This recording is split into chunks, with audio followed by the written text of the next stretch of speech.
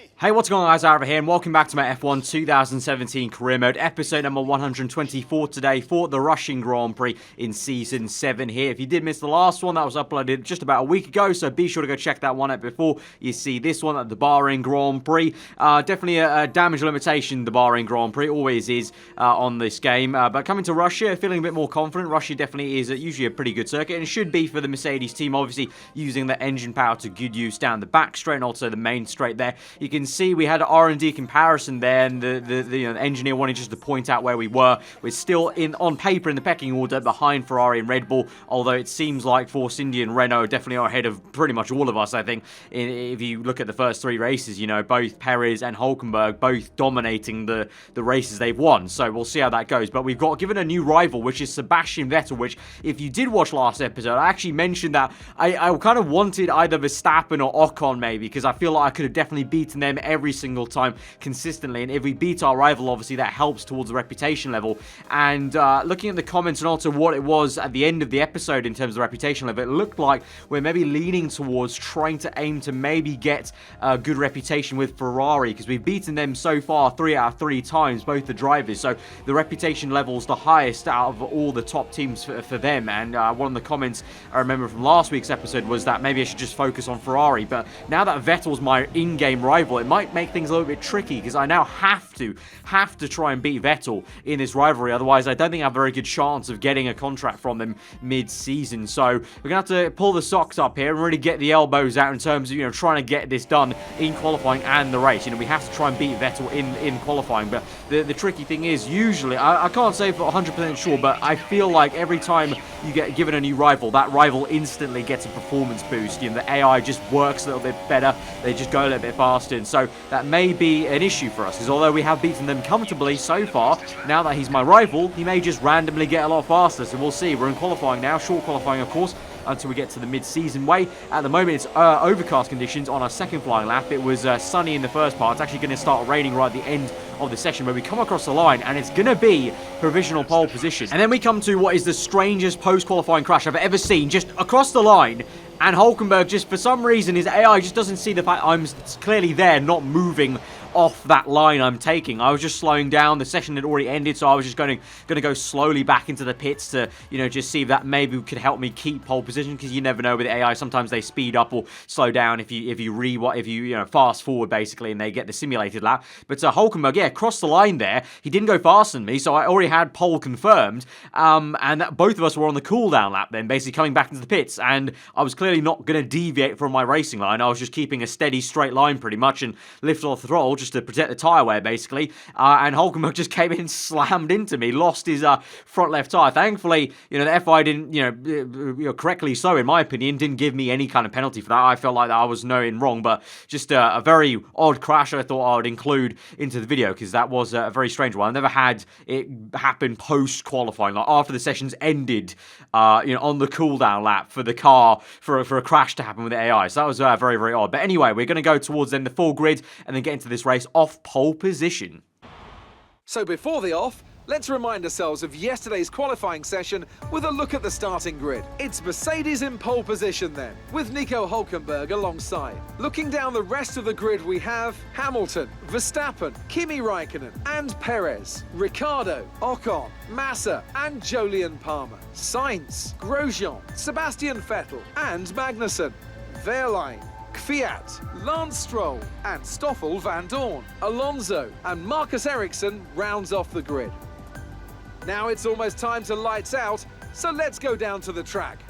Right, so here we are on the grid then for the Russian Grand Prix. Pole position, no cars ahead of us apart from that safety car, and the strategy is going to be that bog standard one-stop. I will point out that Sebastian Vettel had a grid penalty there you would have seen in the grid sequence. So instead of starting right behind us in third place, he's now way down the order outside the top 10, and he's locked the Ultrasoft tire, of course, because he qualified there.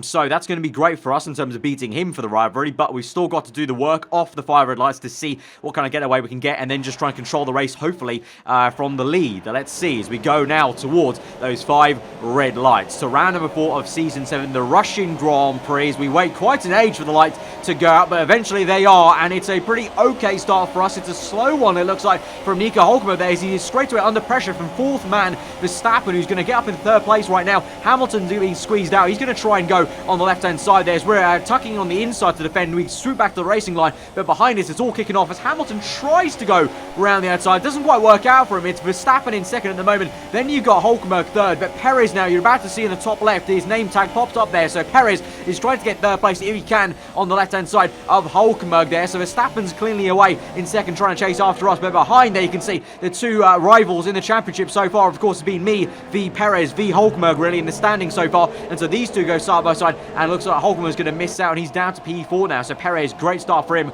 up into P3. So, you know, so far so good for us. Obviously got that gap to Verstappen, and hopefully, as I mentioned at the beginning of the episode, we should go pretty well versus the cars like Red Bull. You know, in a straight line, we've got that Mercedes power advantage, but it's all about really the Force India and the Renault, because obviously those guys very slippery in a straight line, especially Force India after all the upgrades I did for them when I was with them in Season 5. And now you can see Sergio Perez wasting no time here, down the inside into turn 2, and he's up into 2nd place now, ahead of the Dutchman, and Hülkenberg and Hamilton right up his chuff. So a big train forming from P2 almost down to P6 there, with Ocon not too far behind, and it looks like in the background Vettel way down the order still. And so now Perez getting away from Verstappen already in a few corners and chasing after us if he can. So of course at the moment it was Perez that led the World Drivers' Championship going into this race, I believe. So up into 2nd, that will be good for him to continue the advantage, but at the moment we're still in 1st. But you can see now we're not going as fast as some of the other guys behind us, and we're having to go a little bit defensive now, watching the mirrors there and just keeping a close little tab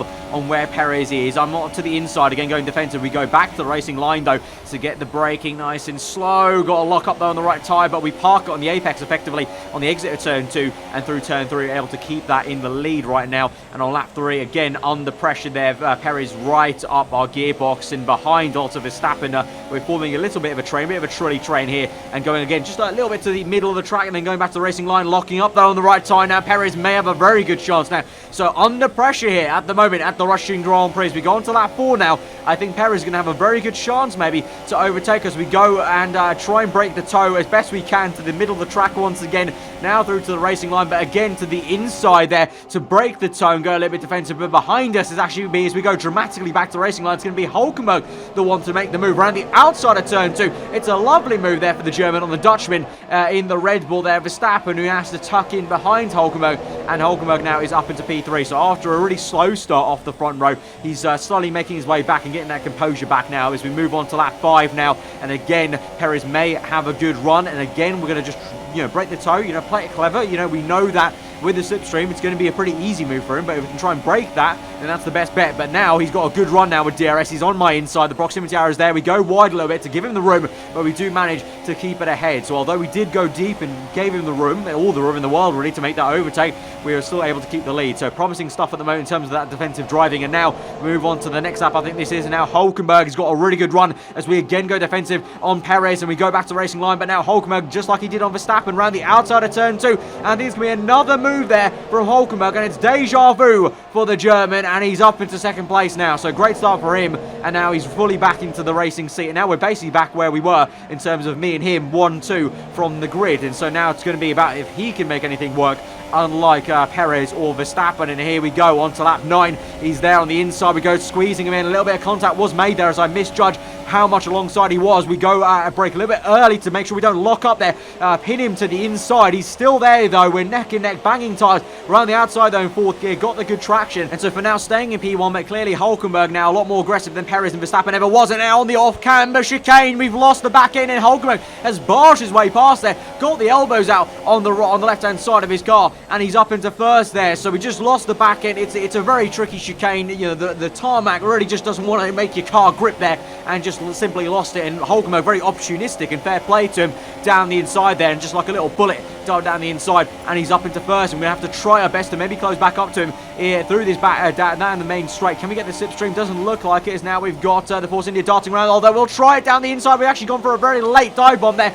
It's not going to work though. Hülkenberg does keep it on the inside on the exit of turn 2. So although it didn't look like we had the slipstream, the straight line speed for it, we tried the late braking move. We're going to try it again now. Second time lucky down the inside on the next fourth turn, and Hulkenberg again is able to keep it round. So the German, really good defensive work from him, and he's going to keep P1 for now. And I don't think we're going to be able to fight him for the rest of this lap now. He's going to come in actually now on lap 10. So our pit stop default is lap 11, so we are going to stick to that. And so we go through the last turn out along with Perez, along with Hamilton. So Hamilton is probably going to have to go, come in on lap 12 now, that'll mean, because we're definitely going to come in this lap now, as I can feel the rear end tyre wear kicking in somewhat. You can see there 38%, not feeling amazing. Definitely we don't have the pace in it in terms of the actual lap time there, so definitely time to come in before we lose any more time. So we come in now along with, it looks like, Ocon. Perez continues on along with Hamilton, so Ocon is in, and unfortunately on the mini-map it looks like a whole gaggle of cars are in, and I don't think, that's going to be painful. That is very painful. That is a total wolf banging a table moment there. We've lost a good, I would say, second or second and a half there, just being held up by 5 cars. That's not going to be great. So what could have been a really good undercut is now potentially going to be a really, really poor pit stop decision and strategy there. Because now I think Perez and Hamilton have a very good chance of jumping us in the pits now as we come out behind Daniel Ricciardo. Remember, Ricciardo, we never even saw him in that first stint. He was nowhere, and he's ahead of us now. So, yeah, horrible pit stop timing there for us. And so now we come down the main straight on lap 13. There is Esteban Ocon. So my bad, it was Sergio Perez, my bad. I couldn't see it on my monitor there. So we're around the outside then of Ocon, sliding through a bit of Gymkhana through turn 2. And we're up into P4. Hamilton is ahead of us. He's in P3. It's Ricciardo P2 and Hulkenberg P1. So now we have to go complete hammer time, ironically, like what Hamilton's done many times in real life. And we have to try and catch Hamilton. We do set the fast lap of the Grand Prix now on lap 15. So we are flying right now, trying to gun for Hamilton, because I'm obviously already going to beat Vettel because he's nowhere to be seen in this race. But I need to try and beat Hamilton. I need to beat my teammate to try and get the reputation up. I don't know if that's going to be enough, though, because you can see in the top left, the target is P2. So all of this fighting and, wrestling around the car, you can see on the back end there, desperately trying to catch up to Hamilton now on lap 18. Maybe for nothing, because the reputation still may be ruined by the fact we're not in P2. But we go round the outside of Hamilton, down the back straight to the inside, go deep on purpose a little bit, and we're up into P3 now. It's a good overtake on our teammate now. But you can see Ricciardo and Hulkenberg some way away, and I don't think I'm going to have the pace to catch them. And so, although I'm going to beat my teammate, check. Going to beat Vettel, my rival, check. I'm not going to get my objective of P2, I don't think. So that is maybe going to completely just wash away any reputation I may have hopefully gotten here at the Russian Grand Prix, which is going to be thoroughly annoying. Meanwhile, though, as we get towards the end of this race now, in the last 5 laps or so, you've got Esteban Ocon on an absolute charge here, getting the elbows out and everything, and actually banging tyres with Hamilton, making a lot of contact with Hamilton, actually. And he's still trying to make it around the outside of Hamilton for P4 here. So the Force India really quite hungry for the P4 here around Russia, the 4th round, ironically, as well. And so as they go through the last corner, then Ocon has to give up that position. But for now, he should have this, because he's going to have DRS, he's going to have rich mix probably. And we know, as I said, the Force India very, very slippery in a straight line due to all the upgrades I did when we drove for them in Season 5. And also, obviously, Ocon technically using my car that I used in Season 5. And there you go. Ocon, even before the brake zone starts, he's round the outside and past Hamilton now. So we move on to the last lap of the Grand Prix now. Ocon trying to pressurise us maybe. And so we just have to watch that. But it looks like you can see in the background there